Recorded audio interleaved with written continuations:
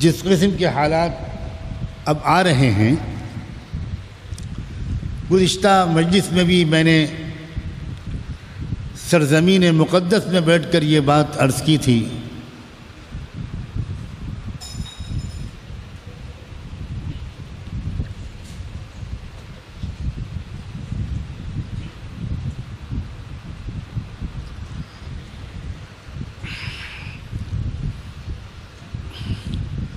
کہ ظلم و انصاف اور حق و باطل کا کہ فیصلہ کن مقابلے کا جب وقت آتا ہے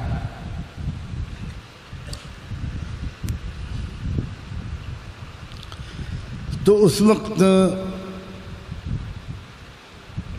کھرے اور کھوٹے کو الگ کر دیا جاتا ہے۔ یہ بہت زیادہ توجہ والی بات ہے۔ سینکڑوں علامتیں یہ بتا رہی ہیں کہ ظلم و انصاف کے آخری اور فیصلہ کن مقابلے کا وقت اب بہت قریب ہے، اور اس کا مطلب یہ ہوا کہ اس کے موقع پر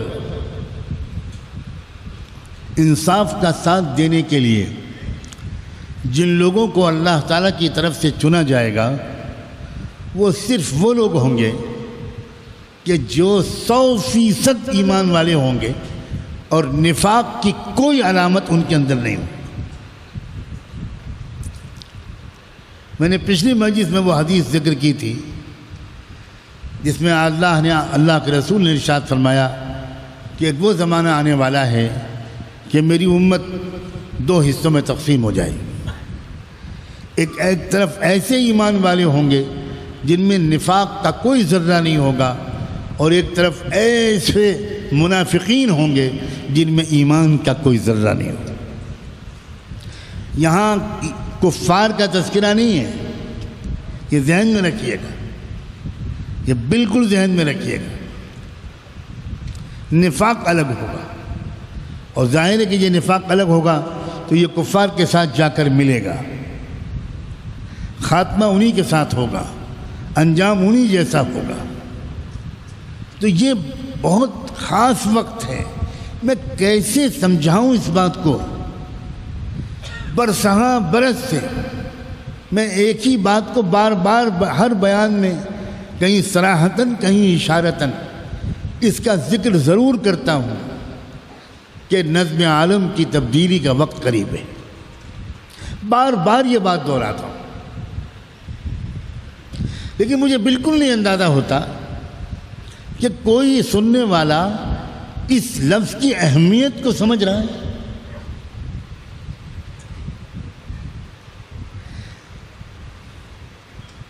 یہ خطابت کے زور میں کہا جانے والا جملہ نہیں ہے۔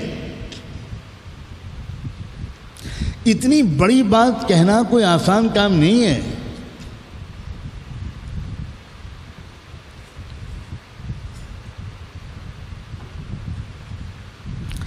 ہر شخص کے اندر ایک چونک آنی چاہیے، ایک بے چینی آنی چاہیے، ایک ایسا جذبہ اس کے اندر آنا چاہیے کہ بس میں کسی طرح اس قابل بن جاؤں کہ نفاق میرے اندر سے نکل جائے، میں خالص ایمان والا بن جاؤں۔ اس کے کیا تقاضے ہیں، کیا علامتیں ہیں، مجھے کس اعتبار سے اپنی شخصیت کی نگرانی کرنی چاہیے، 24 گھنٹے مجھے کیسے گزارنے چاہیے۔ ایک پروگرام کے مطابق زندگی گزاری جاتی ہے، تب جا کر انسان کے اندر سے نفاق نکلتا ہے۔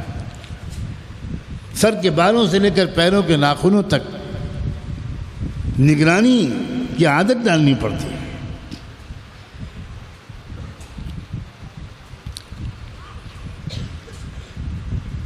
کوشش کے ساتھ ساتھ بھرپور دعاؤں کا اہتمام بھی کریے، اپنے لیے بھی اور میرے لیے بھی، کہ کہیں ایسا نہ ہو کہ ہم بے خبر رہ جائیں اور ہمارا نفاق ہم کو باہر نکال کے کھڑا کر دے۔ یہ ملی جلی زندگی یہ اب ختم ہونے والی ہے۔ ایسے حالات آ جائیں گے، اتنے سخت حالات آ جائیں گے کہ ان حالات کے مقابلے کے لیے صرف خالصتاً اور مضبوط ایمان والے جم پائیں گے، باقی سب لوگ ظلم اور کفر کی طاقتوں سے سمجھوتا کر لیں گے۔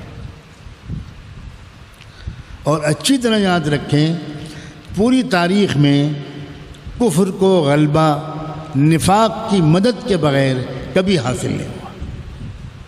تنہا کفر کبھی بھی غالب نہیں آیا ہے اور کبھی بھی غالب نہیں آئے گا، اس کے نفاق کی مدد چاہیے ہوتی ہے۔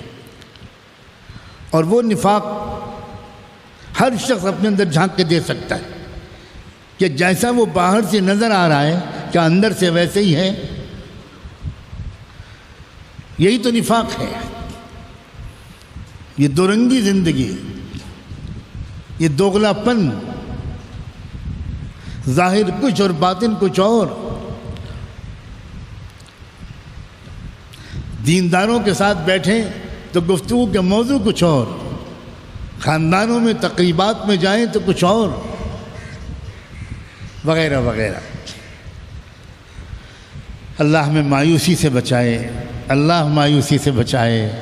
بڑی امید کے ساتھ ہم اس راستے پر آگے اپنی جد و جہد کو جاری رکھیں، اپنی کوششوں کو جاری رکھیں، اپنی دعاؤں میں اور زیادہ زور لگائیں۔ امید رکھیں اللہ کی ذات سے کہ اگر ہماری نیت سچی ہوگی انشاءاللہ اللہ ہمیں محروم نہیں فرمائیں۔